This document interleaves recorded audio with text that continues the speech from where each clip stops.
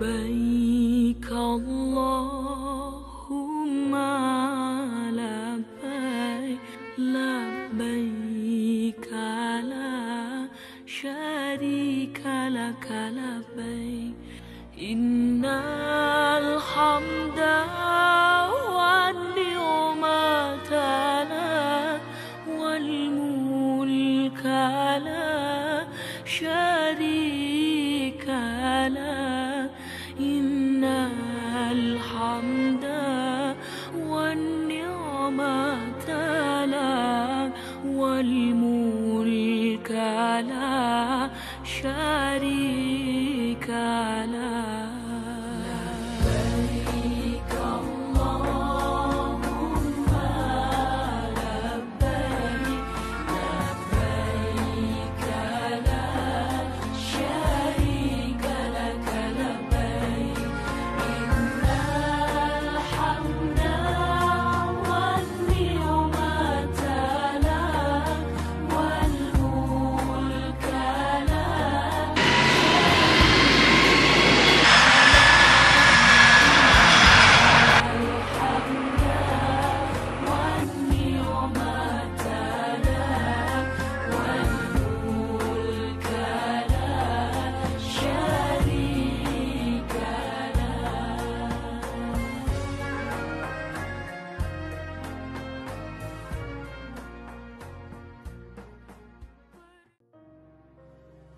Bismillahirrahmanirrahim.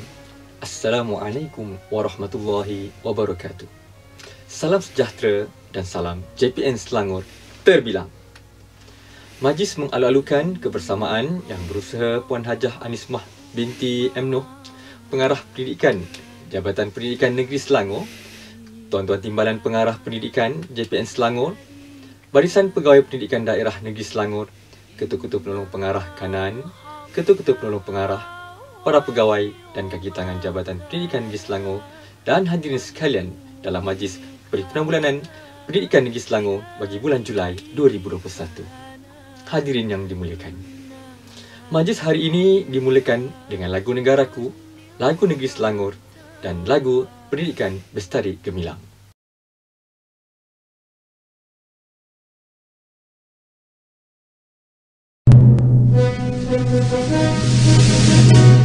Negaraku, tanah tumpahnya darahku, rakyat hidup bersatu dan maju.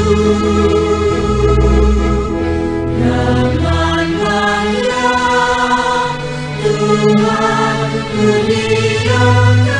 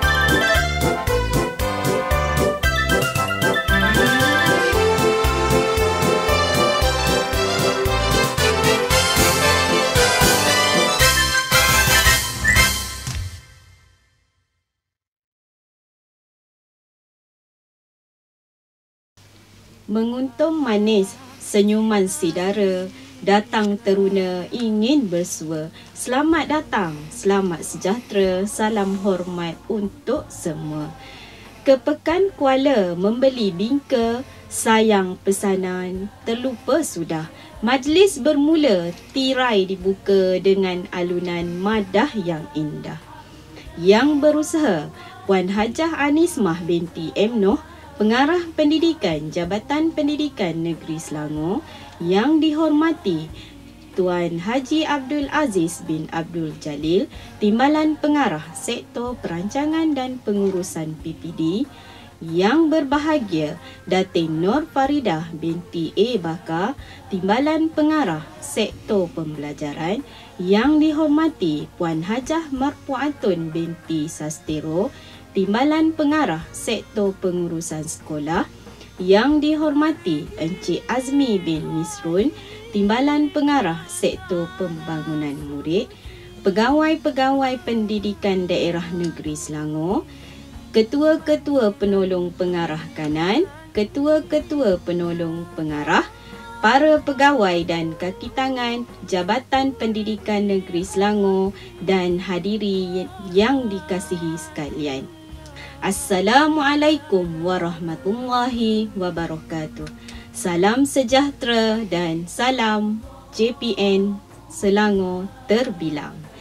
Untuk makluman hadirin, Majlis Perhimpunan Bulanan pada kali ini dikelolakan bersama oleh Sektor Sumber dan Teknologi Pendidikan, Sektor Psikologi dan Kaunseling dan Sektor Integriti. Seterusnya, majlis menjemput dan mempersilakan Encik Fazli bin Hashim, Ketua Kaunselor Pendidikan Negeri, bagi memimpin lafaz ikrar perkhidmatan awam. Dengan segala hormatnya, dipersilakan. Kami yang telah dilantik berkhidmat dengan Kerajaan Malaysia, membuat ikrar di sini, bahawa semasa dan selagi kami, berkhidmat dengan kerajaan, kami akan patuh dan mengamalkan, teras-teras perkhidmatan, semasa menjalankan tugas. Ke arah ini kami akan berazam meninggikan mutu perkhidmatan, bekerja dengan penuh tanggungjawab, berusaha mengikis sikap, mementingkan diri sendiri, berkhidmat dengan penuh muhibah dan kemesraan, bekerja ke arah memajukan pemikiran, rakyat dan pembangunan negara, bekerjasama dan mementeras, kelemahan dan musuh-musuh negara, berpegang teguh kepada ajaran agama, maka kami rakyat Malaysia berikrar akan menumpukan seluruh tenaga dan usaha kami untuk mencapai cita-cita negara, berdasarkan atas prinsip-prinsip yang berikut. Kepercayaan kepada Tuhan, kesetiaan kepada raja dan negara, keluhuran perlembagaan, kedaulatan undang-undang, kesopanan dan kesusilaan. Terima kasih diucapkan kepada Encik Fazli bin Hashim atas pimpinan lafaz ikrar itu sebentar tadi. Bunga kaca cantik tersemat, disanggul gadis manis pekerti. Doa dibaca memohon rahmat, semoga majlis sentiasa diberkati.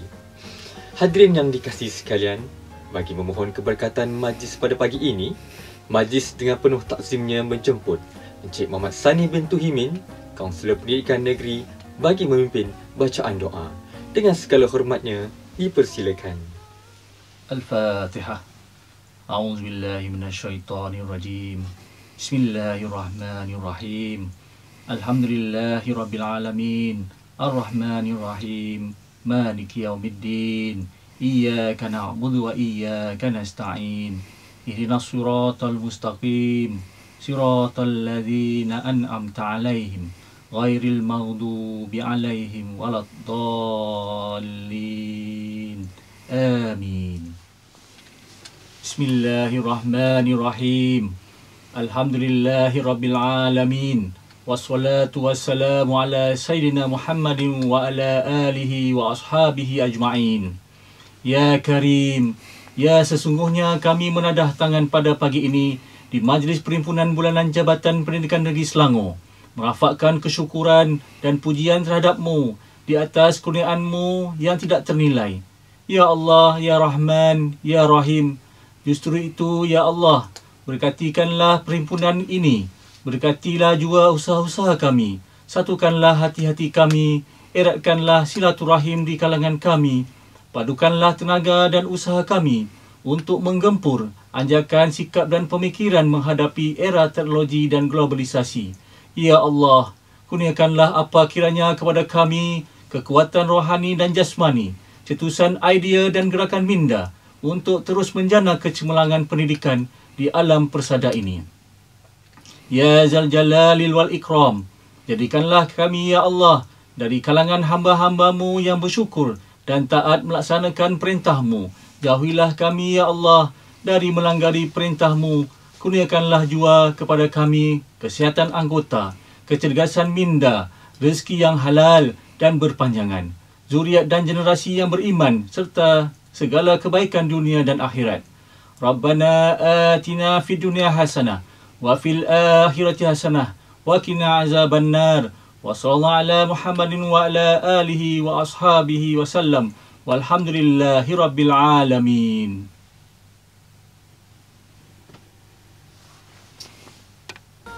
Amin, amin, ya Rabbal Alamin. Majlis merakamkan ucapan terima kasih kepada Encik Muhammad Sani di atas pimpinan bacaan doa itu sebentar tadi. Semoga majlis kita diberkati dan dilimpahi rahmat hendaknya. Emas tempawan buatmu puteri, busana indah buat rupawan. Sudilah tuan tampilkan diri bersama madah kata ucapan. Hadirin yang dihormati sekalian, kini tibalah masanya untuk kita sama-sama mendengar ucapan dan amanat Majlis Perhimpunan Bulanan Jabatan Pendidikan Negeri Selangor bagi bulan Julai 2021.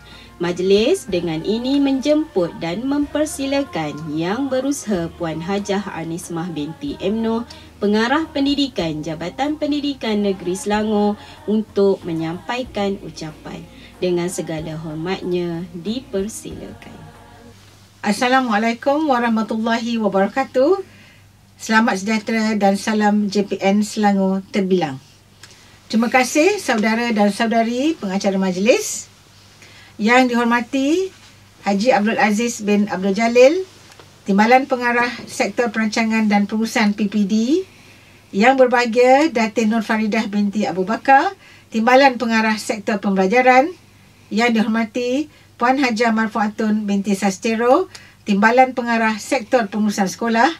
Yang dihormati Encik Azmi bin Misrun, Timbalan Pengarah Sektor Pembangunan Murid. Ketua-ketua penolong pengarah kanan, ketua-ketua penolong pengarah, semua pegawai pendidikan daerah Negeri Selangor, barisan urus setia bersama Perhimpunan Bulanan bagi bulan Julai, iaitu Sektor Sumber dan Teknologi Pendidikan, Sektor Psikologi dan Kaunseling dan Sektor Integriti. Pegawai-pegawai dan kaki tangan Jabatan Pendidikan Negeri Selangor serta tuan-tuan dan puan-puan yang dihormati sekalian. Pertamanya, saya ingin melafazkan setinggi-tinggi kesyukuran kehadrat Allah Subhanahu wa Ta'ala kerana dengan limpah dan kurnianya, maka dapat kita bersama-sama berkumpul secara dalam talian sempena Majlis Perhimpunan Bulanan bagi bulan Julai 2021. Seperti yang telah sedia maklum, kita masih lagi berhadapan dengan Perintah Kawalan Pergerakan PKP Pelan Pemulihan Negara PPN Fasa 1 yang saban hari menyaksikan peningkatan kes jangkitan COVID-19 terutamanya di negeri Selangor. Semoga kita berada dalam situasi yang sihat serta mampu menguruskan emosi dengan baik dan stabil. Tema perhimpunan pada kali ini adalah jihad pengorbanan. Ianya sangat bertepatan dengan situasi kita yang memerlukan pengorbanan dalam semua perkara, terutamanya dalam menghadapi pandemik COVID-19 yang menyebabkan kita perlu melalui kehidupan dalam norma baharu. Tuan-tuan dan puan-puan sekalian, maksud jihad menurut Kamus Dewan boleh didefinisikan sebagai usaha yang bersungguh-sungguh untuk mencapai kebaikan yang diredai Allah, manakala pengorbanan pula bermaksud menyerahkan sesuatu untuk tanda baik untuk dibaiki. Maka tema jihad pengorbanan ini amat bersesuaian dengan keadaan pandemik COVID-19 ini yang memerlukan pengorbanan kita dalam mengurangkan peningkatan dan keberjangkitan kes COVID-19 serta usaha-usaha kita untuk menangani wabak ini dari terus meningkat demi keamanan dan kesejahteraan masyarakat dan negara.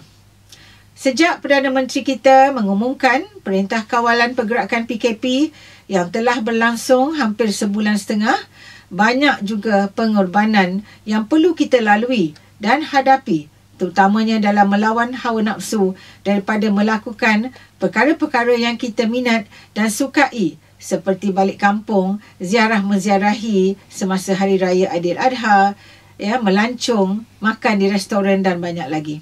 Tetapi jihad ini perlu diteruskan bagi menyelamatkan kita, keluarga dan masyarakat daripada jangkitan COVID-19 serta dapat membendung penularan wabak COVID-19 dalam masyarakat dan negara kita.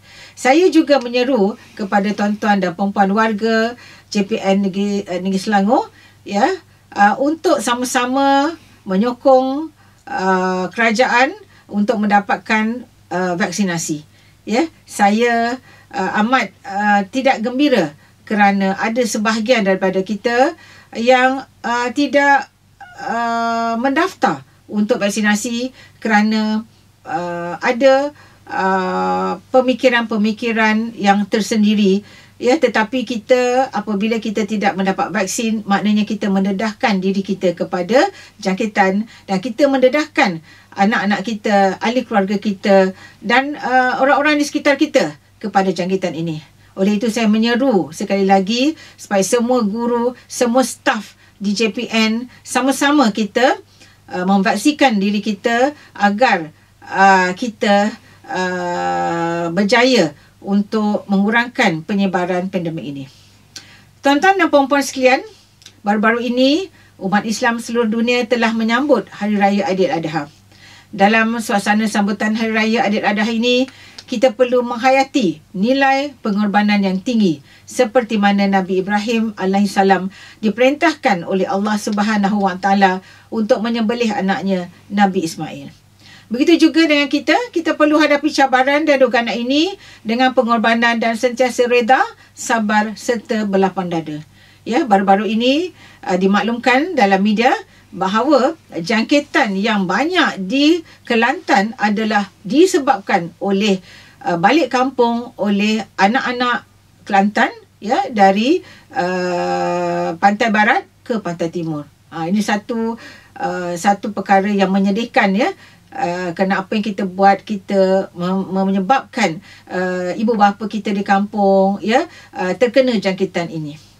Jadi terdapat beberapa jenis jihad antaranya ialah satu, jihad melawan hawa nafsu, iaitu berusaha bersungguh-sungguh memperbaiki peribadi dengan nilai-nilai terpuji serta menghindari nilai-nilai terkeji. Dalam menghadapi pandemik COVID-19 ini, kita perlu muhasabah dan memperbaiki diri kita dengan menimba pelbagai ilmu, pemahaman dan latihan yang berterusan serta menuntut pembersihan jiwa dan hati yang ikhlas. Jadi kita kena ada ilmu tentang COVID ini, tentang vaksinasi. Ya, kerana kalau kita tak ada ilmu, kita hanya mendengar saja cakap orang, kita kata vaksin akan menyebabkan seseorang itu mati. Vaksin akan menyebabkan kita bertambah sakit. Semua itu kita ada dalam, sekiranya ia tidak ada dalam ilmu sebenarnya, kita sepatutnya tidak mempercayai kata-kata itu. Ya, jadi kita kena tambah ilmu, cari maklumat. Ya, tanya doktor, orang yang pakar ya tentang perkara tersebut. Ya, jadi itu juga jihad ya. Jihad untuk tidak mengikut aliran pemikiran kita saja. Ya, jihad kita untuk vaksin itu adalah untuk protect orang lain di sekeliling kita. Itu pada saya adalah satu jihad yang besar. Okey. Yang kedua, jihad melawan hasutan syaitan, iaitu berusaha bersungguh-sungguh untuk menghapuskan hasutan syaitan yang mendorong manusia melakukan perkara yang melampaui batas syariat yang ditetapkan oleh Allah. Kita perlulah berazam untuk melakukan perubahan diri dan sentiasa mengukuhkan hubungan dengan Allah Subhanahu wa taala. Ya, melalui amal ibadah kita, memberi bantuan kepada insan yang memerlukan serta turut memelihara hubungan baik sesama insan. Ya. Yang ketiga, jihad yang ketiga ialah jihad membasmi keburukan dalam masyarakat, iaitu berusaha untuk membantu masyarakat dalam melahirkan masyarakat yang maju, berpengetahuan, aman dan sentiasa patuh kepada ajaran agama. Di sini juga saya nak menyuruh kita perlu berusaha untuk melahirkan masyarakat yang penyayang, yang menyayangi orang lain, menyayangi yang muda, menyayangi yang tua, ya. Masyarakat yang tiada ilmu, yang ketinggalan dan mundur akan dijajah serta ditakluk sama ada secara langsung atau tidak langsung oleh negara asing yang lebih tinggi tahap penguasaan ilmu pengetahuan mereka. Janganlah jadi balik ke zaman dulu apabila negara kita dijajah. Oleh yang demikian, kita perlu mengekalkan disiplin dan kepatuhan terhadap SOP agar wabak COVID-19 yang sedang melanda kita sekarang ini berakhir. Pengorbanan ini merupakan satu jihad yang besar di sisi Allah dalam ikhtiar menyelamatkan nyawa semua. Walaupun kita berada dalam situasi BKP ini, terimalah keadaan ini dengan positif dan pasti ada hikmah di sebaliknya untuk kita jadikan pedoman dan panduan. Kepada warga negeri Selangor, Jabatan Pendidikan Negeri Selangor yang telah kehilangan yang tersayang, keluarga yang tersayang, ibu, ayah, adik-beradik ya akibat COVID-19, saya ucapkan takziah ya. Semoga semoga ahli keluarga kita yang telah pergi itu, yang mendahului kita, mendapat pengampunan ya daripada Allah dan berada tergolong dalam hamba-hambanya yang beriman dan beramal soleh. Ya, kita redai pemergian mereka. Ya, itu kita anggap sebagai satu ketentuan daripada Allah yang tidak dapat kita ubah lagi. Tuan-tuan dan puan-puan, marilah kita seiring dan sejalan untuk bersama-sama mengembeling tenaga bagi mengukuhkan jihad perjuangan dalam kalangan anggota organisasi JPN Selangor sebagai satu wadah dalam memperluaskan slogan Selangor terbilang ke persada gemilang. Janganlah kita jadikan situasi pandemik ini sebagai satu penghalang di dalam menjalankan kerja buat kita dengan penuh kejujuran dan keikhlasan. Saya percaya segala amal baik dan pengorbanan yang tuan-puan lakukan akan mendapat ganjaran yang baik di sisi Allah Subhanahu wa taala di dunia maupun di akhirat, ya. Dan yang penting sekali, saya ingin mengingatkan tuan-tuan dan puan-puan, anak-anak buah saya ya di JPN Selangor ini agar menjaga integriti kita. Ya, itu adalah satu pengorbanan ya supaya kita sentiasa berintegriti. Orang tak nampak tapi kita tahu Allah nampak apa yang kita lakukan. Ya, dengan itu jadilah hamba yang mempunyai integriti yang baik, yang akan membantu kita bukan saja di dunia, kehidupan di dunia, tapi maupun di akhirat. Akhir kata, kepada semua warga JPN Selangor, berilah komitmen sepenuhnya walaupun kita masih dalam perintah kawalan pergerakan PKP dan sentiasa memperkukuhkan hubungan sosial sesama kita agar dapat kita bendung penularan COVID-19 ini. Ingat, perjuangan kita masih belum selesai menentang COVID-19. Kita jaga kita dan kita mesti menang. Sekian, wabillahi taufiq wa hidayah. Assalamualaikum warahmatullahi wabarakatuh.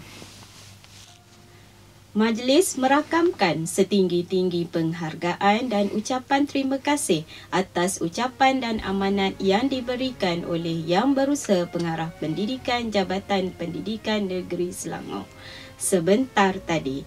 Semoga amanat yang disampaikan menjadi pembakar semangat untuk kita sentiasa memberikan perkhidmatan yang terbaik. Hadirin yang dirahmati sekalian, seterusnya majlis ingin berkongsi mengenai perkembangan terkini di Jabatan Pendidikan Negeri Selangor. Berikut dipaparkan maklumat pertukaran pegawai dan kaki tangan Senarai Pegawai dan Kaki Tangan JPN Selangor yang menyambut ulang tahun kelahiran bagi bulan Julai dan juga pegawai dan kaki tangan yang menyambut kelahiran cahaya mata.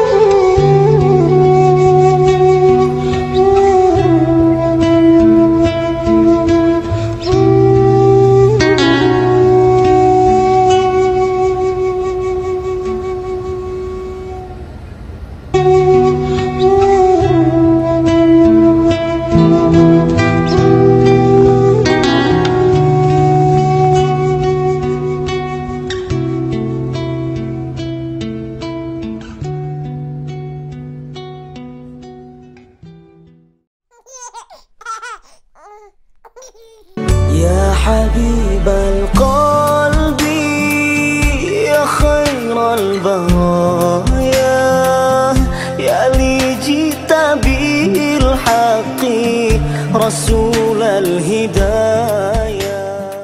Hadirin yang dikasihi sekalian, kita telah mendapat kabar duka pemergian insan tersayang dan rakan kerja di jabatan yang telah meninggalkan kita buat selamanya.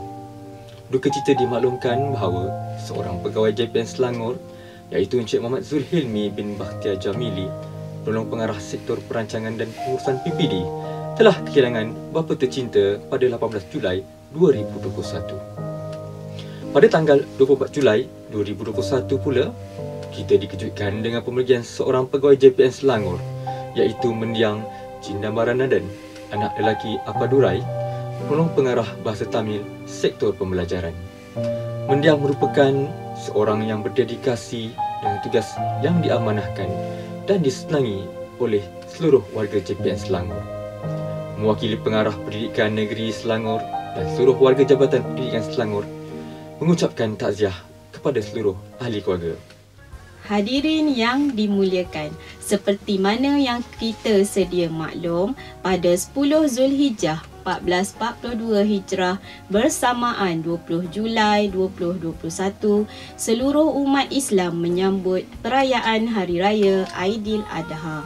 Justeru itu, majlis ingin berkongsi tazkirah Aidil Adha yang akan disampaikan oleh Tuan Haji Syafwan Anwar bin Ahmad, Ketua Penolong Pengarah Unit Pembangunan Adab dan Nilai, Sektor Pendidikan Islam. Dengan segala hormatnya, dipersilakan. Bismillahirrahmanirrahim. Assalamualaikum warahmatullahi wabarakatuh. Alhamdulillahi rabbil alamin. Wassalatu wassalamu ala ashrafil anbiya'i wal mursalin wa ala alihi wa sahbihi ajma'in. Subhanaka la ilma lana illa ma 'allamtana innaka antal alimul hakim wa la hawla wa la quwwata illa billahil aliyil azim. Terlebih dahulu saya doakan kepada semua warga Jabatan Pendidikan Negeri Selangor, mudah-mudahan kita semua berada dalam keadaan sihat walafiat dan diberi perlindungan oleh Allah Subhanahu Wa Taala daripada segala mara bahaya.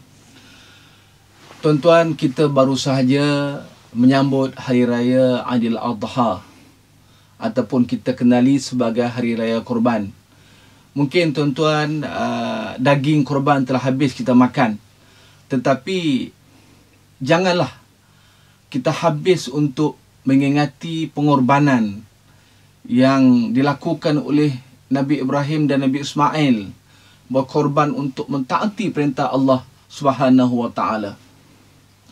Sebenarnya ini adalah satu hari daripada hari-hari Allah Subhanahu Wa Taala yang disuruh untuk kita mengingat-ingatkan di antara kita, di mana Allah Subhanahu Wa Taala pernah menyuruh Nabi Musa alaihissalam untuk memperingatkan Bani Israel, kaumnya, iaitu dengan Allah berfirman, وَذَكِّرْهُمْ بِأَيَّامِ ingatkanlah mereka tentang hari-hari Allah Subhanahu Wa Taala.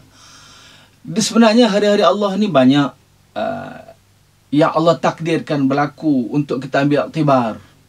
Ayyamillah ni hari-hari Allah itu di antaranya seperti mana berlaku peristiwa banjir besar di zaman Nabi Nuh alaihissalam menenggelamkan semua tempat. Begitu juga hari Allah yang Allah takdirkan berlaku, seperti mana Allah telah memusnahkan dengan angin yang kuat terhadap kaum Ad di zaman Nabi Hud. Begitu juga Allah Subhanahu Wa Taala telah menghantarkan malaikat untuk memekik kepada golongan Thamud zaman Nabi Saleh, sehingga terputus hati dan jantung mereka, mereka mati bergelimpangan. Begitu juga dengan bagaimana Allah Subhanahu Wa Taala menceritakan kepada kita bagaimana Allah menenggelamkan Firaun yang angkuh dan sombong yang mengaku sebagai Tuhan. Tenggelam ketika dia mengejar Nabi Musa, ditenggelamkan oleh Allah di dalam Laut Merah. Begitu juga Allah telah menelan Qarun, bumi telan Qarun. Bukan Qarun saja, dengan harta-hartanya sekali di bumi Mesir. Begitulah hari-hari Allah yang Allah takdirkan berlaku untuk kita ambil iktibar. Cuma hari ini saya nak bercakap berhubung dengan pengorbanan, satu peristiwa besar. Pengorbanan Nabi Ibrahim AS dan juga anaknya Ismail. Dan jangan lupa juga pengorbanan isterinya Siti Hajar. Jadi mereka ini berkorban untuk mentaati perintah Allah Subhanahu Wa Taala.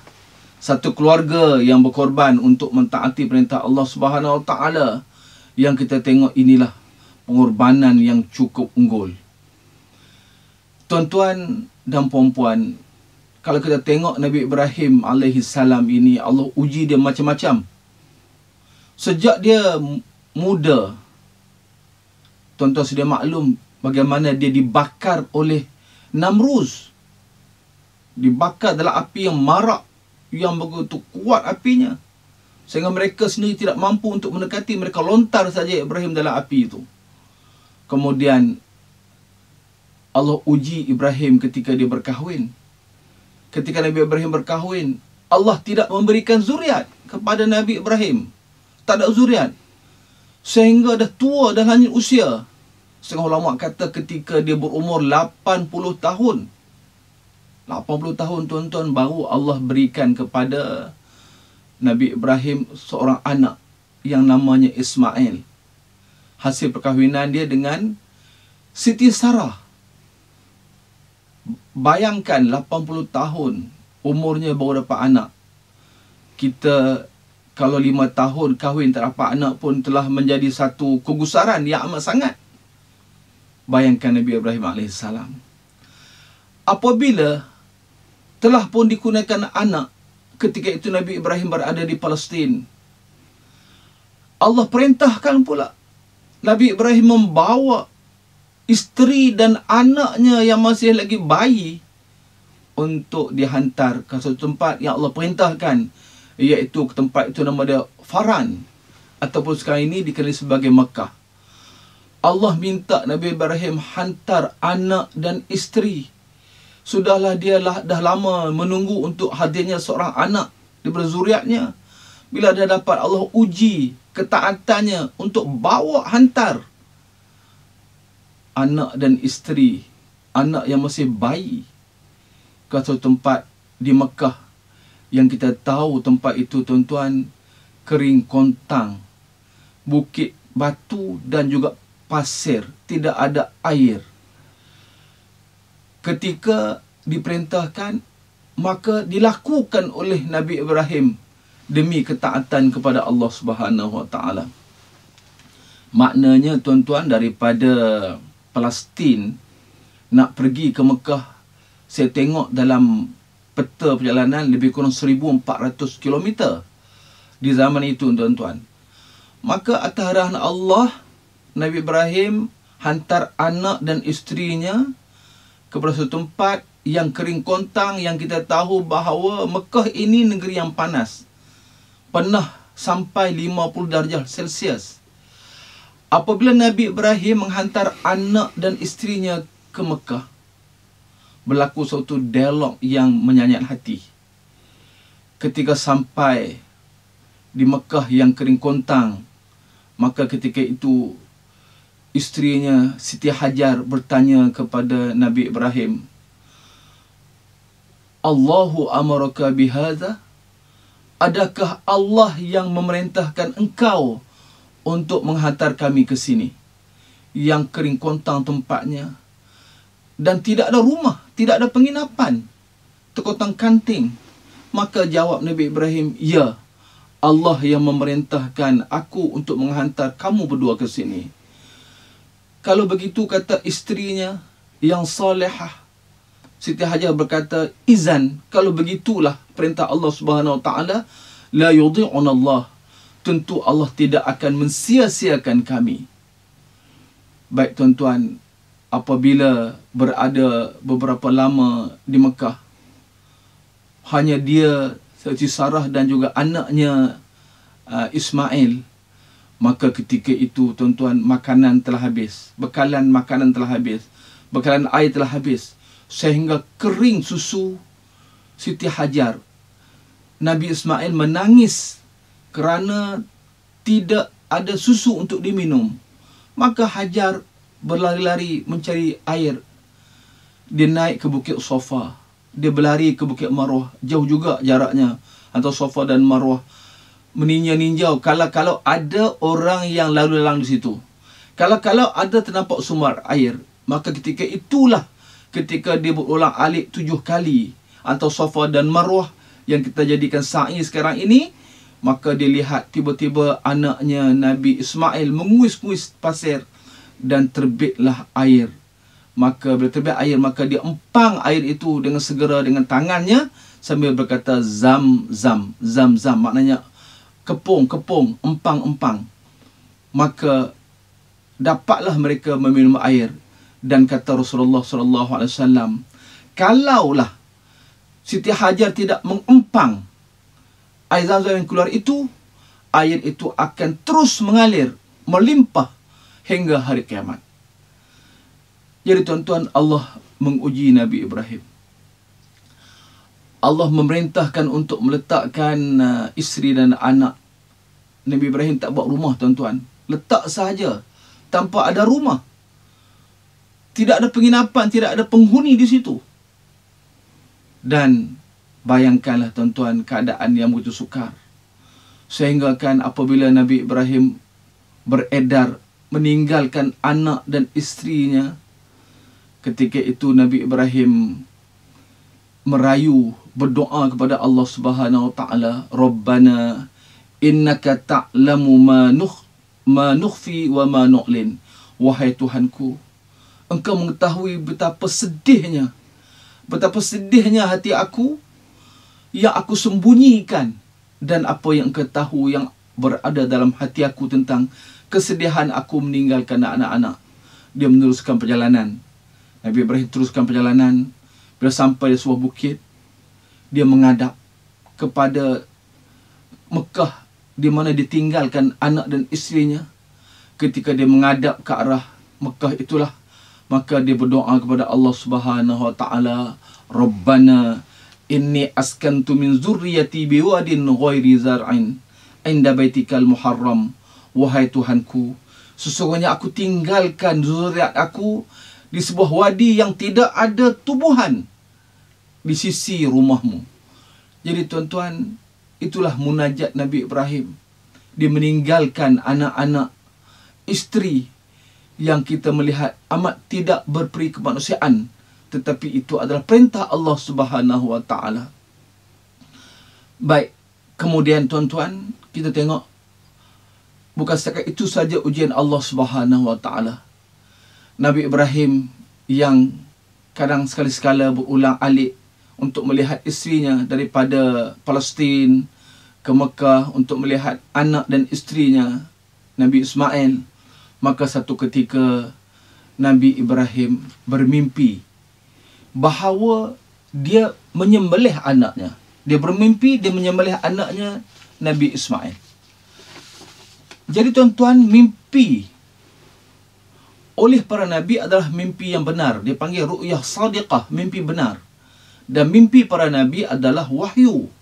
Maka apabila dia bermimpi dia menyembelih anaknya, bukan sekali, 3 malam berturut-turut dia mimpi dia menyembelih anaknya Ismail. 3 malam. Kalau satu malam mungkin kita boleh fikirkan, malam kedua mimpi yang sama, malam ketiga mimpi yang sama. Maka bila lepas malam ketiga, maka dia pun memanggil anaknya. Dia memanggil anaknya. Ketika itu Nabi Ismail telah pun besar. Ketika itu ada ulama mengatakan bahawa umur Nabi Ismail ketika itu berumur 13 tahun. 13 tahun, kata satu. Tapi ada ulama yang mengatakan umur Nabi Ismail ketika itu berumur 7 tahun. Tapi nak menggambarkan kedua-dua ceritanya itu telah pun besar, tetapi tidak terlalu besar sangat. Jadi maka bila dipanggil anaknya Nabi Ismail untuk menyatakan mimpi yang dia mimpi, Allah gambarkan dalam Al-Quran, falamma balagha ma'ahu sa'ya, ketika mana Nabi Ismail telah pun sampai kepada umur boleh membantu. Bila boleh membantu itulah yang ulama khilaf. Membantu ni maknanya boleh tolong angkat barang dan seumpamanya. Qala ya bunayya, wahai anakku, dia kata dengan penuh kasih sayang, ya bunayya. Kalau bahasa Arab ni ya bunayya, wahai anak kesayanganku. Ya bunayya, ayat yang cukup lembut. Saya tak tahu dalam bahasa Melayu apa nak disebutkan. Tapi ayat ya bunayya itu dengan penuh kasih sayang, wahai anakku. Inni ara fil manam, aku lihat dalam mimpi aku. Inni azbahuka, aku sembelih kamu. Fanzur maza tara, apa pandangan kamu? Apa pendapat kamu? Tuan-tuan, Allah memberikan kepada Nabi Ibrahim ini seorang anak yang saleh, anak yang baik. Apa yang dijawab oleh Nabi Ismail? Qala ya abati fa'al ma tu'mar, wahai bapakku, lakukanlah seperti mana Allah perintahkan. Lakukanlah apa yang Allah perintah untuk engkau sembelih aku, sembelihkanlah. Satajuduni insya-Allah minas sabirin, engkau akan dapati aku Ismail ini akan sabar dengan perintah Allah Subhanahu wa taala. Tuan-tuan, pengorbanan ni tuan-tuan yang paling hebat, kita berkorban apa yang paling kita sayang. Pengorbanan apa yang paling kita sayang. Maknanya tuan-tuan, bagi Nabi Ibrahim, harta yang dia paling sayang adalah anaknya. Sekian lama menunggu anaknya untuk hadir, untuk dapat anak. Anak laki-laki pula, harta itu yang dia sayang, dia terpaksa korbankan kerana perintah Allah Subhanahu Wa Taala. Jadi pengorbanan yang hebat ni tuan-tuan, pengorbanan yang diminta terhadap sesuatu yang paling kita sayang. Yang lebih hebat lagi tuan-tuan, bukan setakat berkorban, dia sendiri mesti laksanakan. Dia sendiri yang mesti menyembelih anaknya. Bukan dia pas kepada orang, tapi dia yang menyembelih anaknya. Inilah satu pengorbanan untuk mentaati perintah Allah Subhanahu Wa Taala yang paling besar.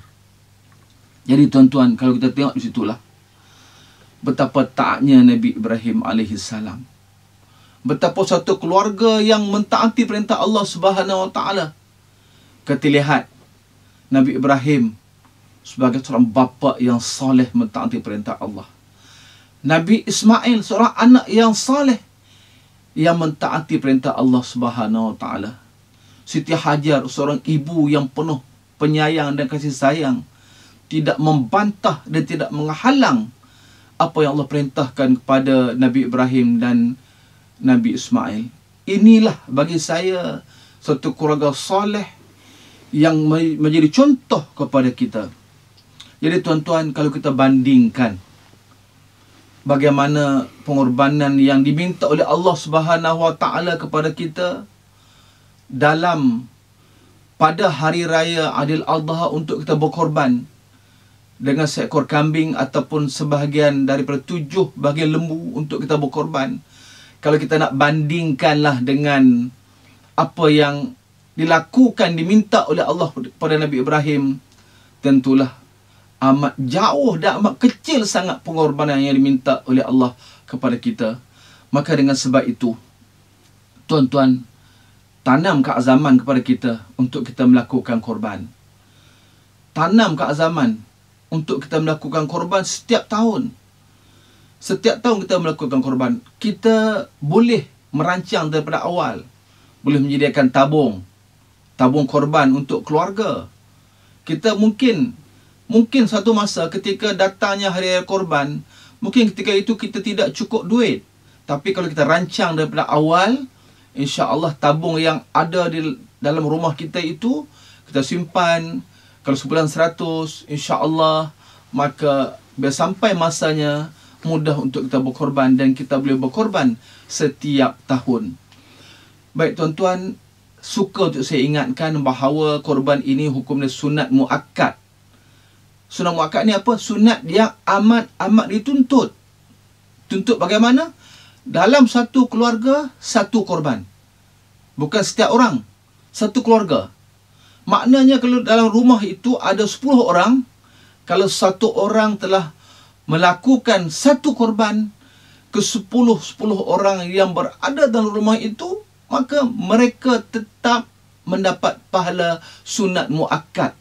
Sunat muakkad ni sunat yang tertinggi. Selepas daripada muakkad maknanya wajib.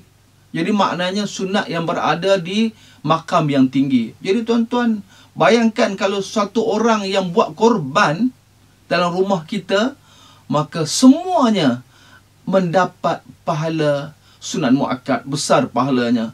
Jadi tuan-tuan, kalau kita tidak merebut peluang ini, maka dianya adalah sesuatu yang amat merugikan. Jadi tuan-tuan, Allah bukan minta kepada kita darahnya, daging korban itu, daging korban itu untuk kita makan. Sebab Allah menyatakan, lan yanalallahu luhumuha wala dima'uha walakin yanaluhu taqwa minkum. Tidak akan sampai kepada Allah dagingnya, darahnya, tetapi yang sampai kepada Allah adalah ketakwaan orang yang melakukan korban itu. Dalam peristiwa ini tuan-tuan, sahabat-sahabat sekalian, maka Allah telah menggelarkan kepada Nabi Ibrahim AS dengan ujian-ujian yang dilalui sebagai Ibrahim sebagai Khalilullah, Nabi Ibrahim sebagai sahabat Allah Subhanahu Wa Taala. Mudah-mudahan tuan-tuan ada kebaikan, ada semangat kepada kita untuk kita melakukan korban dengan niat taqarrub, mendekatkan diri kepada Allah Subhanahu Wa Taala. Jadi sekat itulah dulu sama-sama kita ambil iktibar sempena berlalunya hari raya Aidil Adha ataupun korban ini. Biarlah daging telah pun habis, tetapi roh semangat pengorbanan itu tidak akan habis daripada jiwa nurani kita, insya-Allah. Aqulu qawli hadza, wassalamualaikum warahmatullahi wabarakatuh. Majlis merakamkan ucapan terima kasih kepada Tuan Haji Syafwan Anwar atas perkongsian ilmu bagi tazkirah Aidil Adha sebentar tadi. Semoga kita mendapat manfaat bersama dari apa yang telah dikongsikan oleh beliau itu tadi.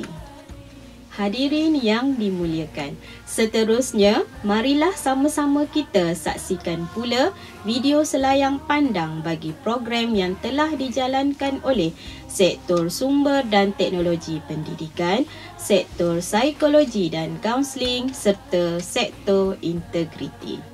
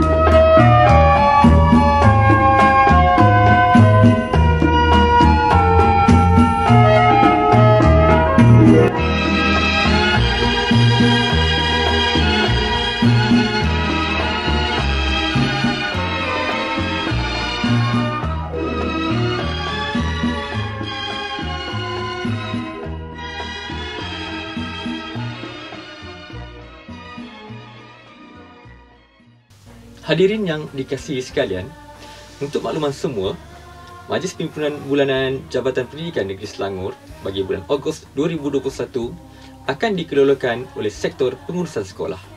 Dengan ini, mewakili barisan urus setia perhimpunan kali ini, Majlis dengan sukacitanya menjemput dan mempersilakan Encik Muhammad Nuri bin Husin, Ketua Penolong Pengarah Sektor Sumber Teknologi Pendidikan, untuk menyerahkan folder urus setia perhimpunan kepada Sektor Pengurusan Sekolah selaku wakil urus setia Majlis Perhimpunan Bulanan bagi bulan Ogos 2021. Dengan segala hormatnya, dipersilakan.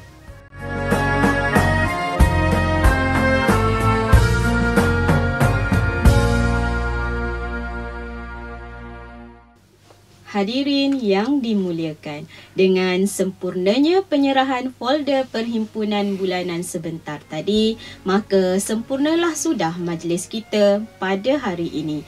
Kami dari Sektor Sumber dan Teknologi Pendidikan, Sektor Psikologi dan Kaunseling serta Sektor Integriti sebagai urus setia Majlis Perhimpunan Bulanan pada kali ini ingin memohon ampun dan maaf sekiranya terdapat kekurangan dan kelemahan di sepanjang majlis ini diadakan.